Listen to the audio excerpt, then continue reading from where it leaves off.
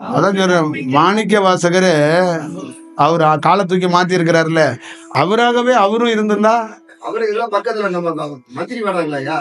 மந்திரி வேணுங்கிறீங்களா? மந்திரி இருந்தா தான் நீங்க பண்ணுவீங்க. அவருக்கு மந்திரி வேணாங்களாயா? அவரு அதுதான் நாம் சொல்லப்பட்டது, இந்த மத்தில் கடையப்பட்டதுன்னு சொன்னோம்ல, பல உயிர்கள். அப்ப லட்சக்கணக்கான அணுக்களை, பேர் அணுக்களை இங்க உலாவ விட்டுருக்காங்க. அதுதான் செயல் வடிவம். இந்த உலகத்துல செயல்பட்டிருக்கிற, ஏக்கமாக இருக்கிற, சுழற்சியாக இருக்கிற எல்லாமே இறைவனால் உருவாக்கப்பட்ட செயல். அனைத்துமே வேலை செய்யும்.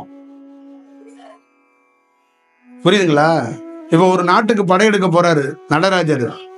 அந்த நாட்டுல அவள கோடிக்கணக்கானவன் அணுகுண்டோட வர்றான். நம்மால் என்ன பண்ணுவான்னா, காற்றை கூப்பிட்டு நீ கொஞ்சம் பாத்துக்க அப்படின்னா, ஒரே புயல்ல அவங்க எல்லாத்தையும் அடிச்சு கொண்டு போய் அங்க தூக்கி முடி போட்டு வந்துருவாங்க. அப்புறம் அவங்க தான் காற்றா அவ்வளவு பெரிய இருக்காங்கல்ல, அதை மீறி பயன்படுத்தினா நெருப்பை பயன்படுத்துவோம். அதை மீறி பயன்படுத்தணும்னா ஆகாய வழியாக தாக்குதல் பயன்படுத்துவோம். அதை மீறி பயன்படுத்தினா எல்லாம் பூமிக்கு கீழே பொழந்துக்கிட்டு கீழே போயிடுவாங்க. அப்ப அந்த படையை போய் எப்படி வெல்ல முடியும்? சிவனுடைய படை என்னன்னா, எந்த ஆயுதம் வைத்தும் கொல்ல முடியாது. ஏன்னா அவங்க சிவனுடைய ஆள் எல்லாமே காற்றாவே இருக்கிறான். காற்றை நீங்க கொண்டு போய் எதை கொண்டு வச்சு வெட்டுவீங்க? எதை கொண்டு போய் கொல்லுவீங்க? அதனாலதான் ஒருத்தர் சும்மா சொல்லலைங்க, மரணம் இல்லாத பெருவாளுங்கிறது. ஏன் சொன்னா? சும்மா சொல்லுவாங்களா? நிறைய மனிதன் சொல்றான், எப்படா ஒரு மனுஷனா பிறந்தா எப்படா சாவாம இருப்பான்னா, டே உடல் அது எப்படி வேணாலும் மாறி போயிடும், என் உயிர் அழிவதில்லைடா அப்படிங்கறதுதான் அதோடைய உண்மை தத்துவம். அப்ப அந்த காற்றுக்குள்ள இருக்கிற விஷயம் அதுதான். புரிஞ்சா? அதனால லட்சக்கணக்கான கோடிக்கணக்கான பேர் இருக்காங்க. நீங்க ஒன்றும் பயப்படாதீங்க. அதுல நீங்களும் ஒரு ஆள் தான். சரி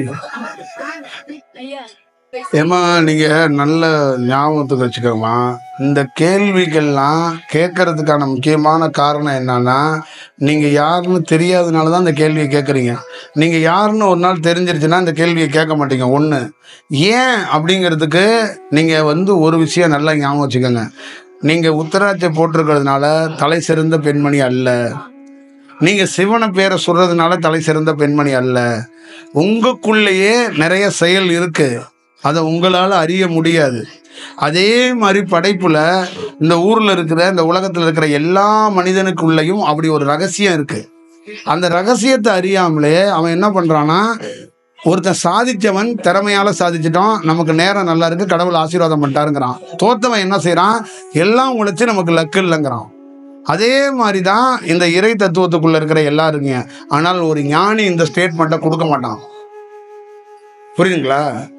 அவன் என்னன்னா, இந்த கால சுழற்சியில எவ்வளவு பெரிய மனிதனாக இருந்தாலும், நல்லா ஞாபகம் வச்சுக்கோங்க, நீங்க எல்லாருமே இறைவனுடைய பிள்ளைகளாக இருந்தாலும் மறைக்கப்பட்டதுனால என்ன ஆயிட்டீங்க? மனிதனோட மனிதா சேர்ந்து நீங்களும் எரும மாடா மாறி போயிட்டீங்க. நீங்க மாணிக்க வாசகரோட சேர்ந்துருந்தீங்கன்னா தெளிவா இருப்பீங்க. உங்க வீட்டுக்கு பக்கத்துல மாணிக்க வாசகரா இருக்காரு. காலையில பால் வாங்குறது, தயிர் வாங்குறது மாணிக்க வாசகர்ட்டே அப்படி வாங்கிட்டு இருக்கீங்க. இல்ல மளிகை கடையில் பருப்பு வாங்கும்போது மாணிக்க வாசகரை கொஞ்சம் பருப்பு கொடுங்கன்னா கேட்குறீங்க. அங்க கொடுக்குறாள்ல யாரு? மறைக்கப்பட்டவர்கள். அவர்களும் இறை தோற்றத்துக்குள்ளவர்கள் தான். அவர்கள் யாருன்னே தெரியாது. அப்ப அவர்களுக்கு தெரிந்தது என்னன்னா, ஆப்போசிட்ல இருக்கிற ஒரு மனிதன் இங்க ரொம்ப நாளையே 6 மாசமா ஒரு அம்மா குடி இருக்கிறாங்க, அவங்க கடன் வாங்கினா திருப்பி கொடுத்துருவாங்கன்னா அது மட்டும்தான் தெரியும். ஆனா மாணிக்க வாசகனுங்கிறவனும் பேரை தெரியும், அதுக்குள்ள யார் அவரு, அவர் எப்படியாப்பட்டவர்னு தெரியாது. அதுதான் விஷயம். இந்த திருவாசகத்தை படிக்கிறது மட்டும் இல்ல, அந்த திருவாசகத்துக்குள்ளேயே பல ஏடுகள் மாதிரி நீங்க உள்ள போக போக தான் அதோட முழு வடிவம் தெரியும். அப்ப அந்த மறைக்கப்பட்டிருக்கிற செயல் வடிவம் தெரிந்ததுக்கு அப்புறம் தான் அப்புறம் நீங்க என்ன உணர்வீங்கன்னா, ஏன் இந்த லைஃப், ஏன் நம்ம பெண்ணா தோன்றணும், ஏன் இவ்வளவு பெரிய செயல் நடந்துச்சு அப்படிங்கிறத நீங்க தெரிஞ்சுக்கிட்டு சன்னாகி போயிருவீங்க. என்ன சன்னாகி போயிருவீங்கன்னா, நானே சிவனாக இருந்தாலும் கண்டிப்பாக என்ன மாதிரி ஒரு ஆளுக்கு வாய்ப்பு கொடுக்க மாட்டான். இப்ப நீங்க சிவபெருமான்னு வச்சுக்கோங்க. இப்ப நான் உங்களுடைய சீடர், உங்களுடைய மக்கள். நான் உங்ககிட்ட நிக்கிறேன். நீங்க எனக்கு ஆசீர்வாதம் பண்ணிடுறீங்க. நான் தியானம் பண்ணி என்னை உணர்ந்துடுறேன். அப்ப நான் என்ன ஃபீல் பண்ணுவேன்? என்னை உணர்ந்துட்டு, சிவபெருமானே நீ ரொம்ப பெரிய ஆளு, ஏன்னா இவ்வளவு பெரிய குற்றம் பின்னணியில உள்ள என்ன மன்னித்து தடுத்து ஆட்கொண்டு என்னையும் நீ என்னை யாருன்னு உணர வச்சிருக்கிற. உன் இடத்துல நான் இருந்தேன்னா சத்தியமாக எனக்கு வாய்ப்பு கொடுத்துருக்கவே மாட்டேன். புரியுதுங்களா? அப்ப என்னன்னா, குற்றம் செய்த எத்தனையோ மனிதன், திருடனாக இருந்தவன், தண்ணி அடித்தவன், எங்கெங்கே சுத்தி தெரிந்தவன இறைவன் ஒரு இடத்த தடுத்து ஆட்கொண்டு அவனுக்கு ஞான பாதையை காட்டி கொடுக்கிறார். அதே அவன் ஞானம் அடைஞ்சதுக்கு அப்புறம் அவன் என்ன வருத்தப்பட்டு ஃபீல் பண்றானா, கடவுள் இடத்துல நான் இருந்தேன்னா இந்த வேலையை செஞ்சிருக்கவே மாட்டேன். என்னையும் மன்னிக்கக்கூடிய வாய்ப்பு எப்படா இவனால மட்டும் முடியுது? இன்ன வரைக்கும் எல்லா யோகியும் என்ன வியர்க்கிறான்னா, எப்படி உங்களால மட்டும் இப்படி முடியுது? அப்படிதான் வியர்ந்து போறான். ஏன்னா ஒரு தவறு செய்தவன நம்ம என்ன செய்வோம், இவன் மோசமானவன், இவனெல்லாம் அழிக்கணும் அப்படின்னு சொல்றோம்ல. இந்த உலகத்தில் மனிதனாக பிறக்கப்பட்டு மறைக்கப்பட்ட அத்தனை பேருமே மோசமான ஆள் தான். நானும் அப்படிதான். மறப்பு எடுப்பட்டதுனால தவறுல இருந்து விடுபடுறோம். எங்க தவறுல இருந்து விடுபட்டோம்னா, மறைச்சிருந்த செயல் என்ன பண்ணுது? ஒரு பொண்ணு கையை பிடிச்சி நடந்தேன், ஒரு பையன் கையை பிடிச்சி நடந்தேன், ஒரு ஆள் கையை பிடிச்சிட்டு நடந்தேன், ஒரு தாத்தா கையை பிடிச்சிட்டு நடந்தேன், ஒரு தொழிலை பிடிச்சிட்டு நடந்தேன். ஆனா மறப்பு எடுபட்டோன்னா இந்த இயற்கையை பிடிச்சு கொண்டு நடக்கிறேன். அங்க எந்த கையுமே இல்லை, ஆனா நான் நடந்து போறேன், என்னை ஒருத்தர் பிடிச்சிருக்காரு மட்டும் உணர்றேன். அப்ப மறப்பு எடுபட எடுபட எனக்கு யாருன்னு புரியுது. அப்ப நான் என்ன பண்றேன்னா, குற்றத்திலிருந்து விடுபடுகிறேன், எண்ணம் என்ற அரக்கன்றிருந்து விடுபடுறேன், மனித செயலிலிருந்து விடுபடுறேன். அப்ப எனக்கு என்ன தெரியுதுன்னா, ஆகா இப்படி ஒரு செயல் நம்ம போய் வாழ்ந்திருக்கோமே. அப்ப என்ன நான் போதனை பண்ணாலும் அந்த மறப்பு எடுபடலைன்னா, நீ காவி வேட்டி கட்டினாலும் பச்சை வேட்டி கட்டினாலும் நீ களங்கத்திலிருந்து தப்பிச்சு வர முடியாது. மறப்பு எடுத்தாதான் நீ தப்பிக்க முடியும். மறப்பு எடுக்கலைன்னா 3 நாள் சிவசிவாம்ப, 5வது நாள் நீ வேற ஒரு வடிவத்தில் நின்றுவோம். ஏன்னா கால சுழற்சியில உன்னை தள்ளிரும். அப்ப இறைவன் அதனாலதான் என்ன சொல்றான்னா, நீ இதை கொஞ்சம் கொஞ்சமா சரி செஞ்சிட்டன்னா அந்த குற்றத்துக்கான அந்த செயல், அந்த பாவம் அதெல்லாம் நீ தூக்கி போட்டுரு, அதை நீயே சரி செஞ்சுக்க. உனக்கு என்ன சரி செய்யறதுக்கு வாய்ப்புன்னா, பரிகாரம் செய்யாத, தியானம் பண்ணி உன்னை மெருகேத்தி உன்னை யாருன்னு தெரிஞ்சுக்கிட்டு நீ வந்துரு. அப்ப வந்துட்டனா நீ என்ன ஃபீல் பண்ணுவோம்னா, உலகத்தை நினைச்சு வருத்தப்பட மாட்ட. அங்க நீ வருத்தப்படுறது என்ன நினைச்சு வருத்தப்படுவோம்னா, உன்னை நினைச்சு வருத்தப்படுவ. நம்ம எவ்வளவு தப்பா இருந்திருக்கோங்கிறத உனக்கு அப்பதான் தெரியும். ஒவ்வொரு தனி மனிதனும் தான் தவறான ஆளுங்கிறதே நிறைய பேருக்கு தெரியாது. ஓப்பனா நான் கொஞ்சம் பெற்றதுக்கு அப்புறம் ரொம்ப தெரிஞ்சுக்கிட்டது என்னன்னா, நான் ரொம்ப தப்பா வாழ்ந்தேன். என்ன எங்க அம்மாவால சரி செய்ய முடியல, எங்க அப்பாவால சரி செய்ய முடியல, கூட பிறந்த சகோதரர்களால் சரி செய்ய முடியல, இந்த கல்வியால சரி செய்ய முடியல. ஏன்னா எல்லாருமே ஒரே செயல்ல தான் இருக்கிறாங்க. அப்ப இந்த செயல்ல இருந்து விடுபட்டவன் இன்னொரு செயல்ல இருக்கிறான். அவன் எனக்கு ஒரு புது செயலை காட்டி கொடுத்ததுனால இந்த செயல்ல இருந்து நான் விடுபடுறேன். அப்ப நல்லவன் அப்படிங்கிற ஒரு செயலுக்கு நான் இவங்கள்ட்ட இருந்து விடுபட்டதுனாலதான் நான் மாறுறேன். அப்ப தாய் தந்தை கல்வி மாற்ற முடியாத ஒருத்தன் அந்த செயல்ல இருந்து விடுபட்டு வர்றேன்.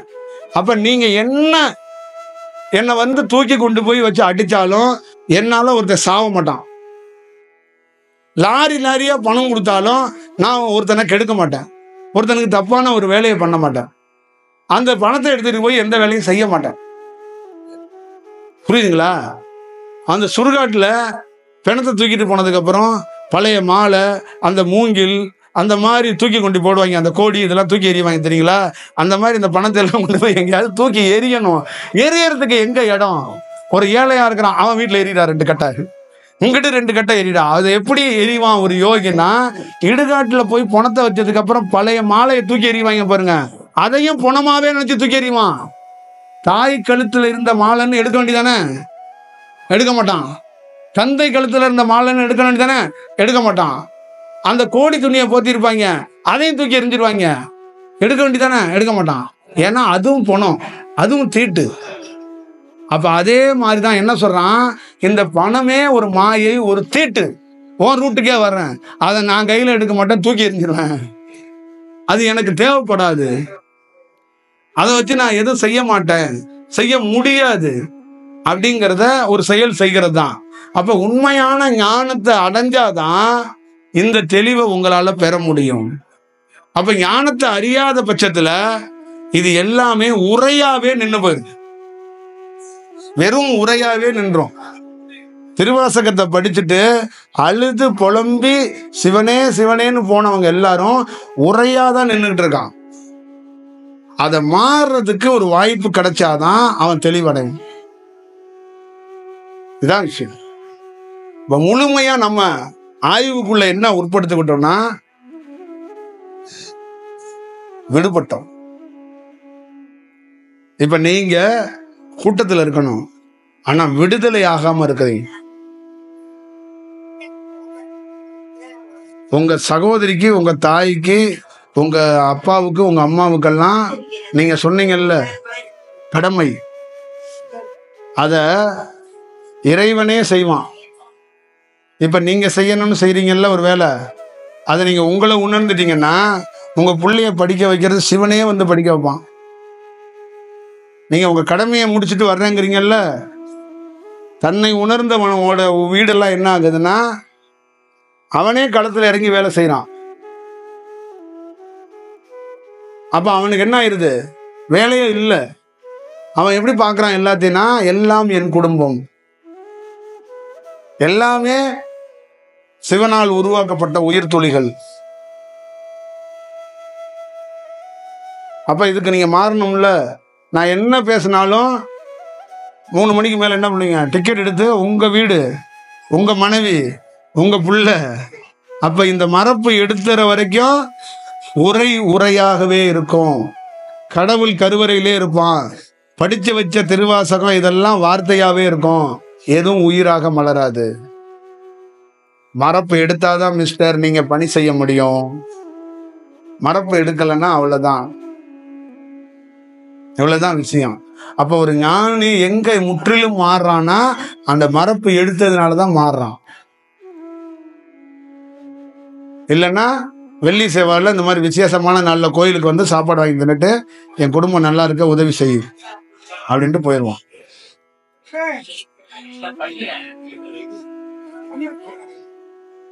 சரிதானே? தெளிவா புரிஞ்சுச்சா? அப்ப என்றாவது ஒரு நாள் இந்த மரப்பு உங்களுக்கு விலகப்பட்டும் போது பேரதிசயத்தை என்ன காணுவீங்கன்னா, கடவுளை காண மாட்டீங்க, உங்களை காணுவீங்க. ஒருத்தர் பிடிச்சு போயிடும். ரொம்ப யாரை பிடிச்சு போயிரும்னா உங்களை பிடிச்சு போயிடும். என்ன பிடிச்சு போயிரும்னா, இவ்வளவு பெரிய வாழ்க்கையிலிருந்து விடுபட்டு நான் வந்துட்டேனா, அப்பதான் உங்களுக்கு தெரியும் உங்க தெருவு என்ன, உங்க ஊர் என்ன, நீங்க படிச்சிருக்கிறது என்ன, நீங்க பார்த்த வேலை என்ன, நீங்க சேர்த்து வச்ச சொத்து என்ன, சுகம் என்ன. அப்பதான் உங்களுக்கு தெரியும். அது வரைக்கும் நான் சொல்றது எல்லாமே உங்களுக்கு சுகமா இருக்கும், பரவசமா இருக்கும், மாற்றமா இருக்காது. அதான் ஒரு ஞானி வந்து பல நாள் சொல்வது அதுதான். சும்மா அருணகிரி மாணிக்க வாசகனா அதிசயம் பண்ணல. ஏன் அந்த இடத்தை அடைய முடியலன்னா, அந்த இடத்தை அடையிறது அவளுக்கு கடினம். அடைஞ்சவன் திருப்பி வரமாட்டான் மனிதனா. நான் பல நாள் சொல்லியிருக்காரு, அழுதுக. ஒருவேளை நீ இறை தத்துவத்துக்கு மாறிட்டனா நீ மனிதனா மாற முடியாது. மனித உடல் இருந்தாலும் நீ மனிதனா வாழ முடியாது. உன்னை எவன் துன்பப்படுத்தினாலும் உனக்கு துன்பம் வராதுமா. எத்தனை பேர் செத்தாலும் நீ அழுவ மாட்ட. எத்தனை பேர் செய்ய மாட்டேங்க.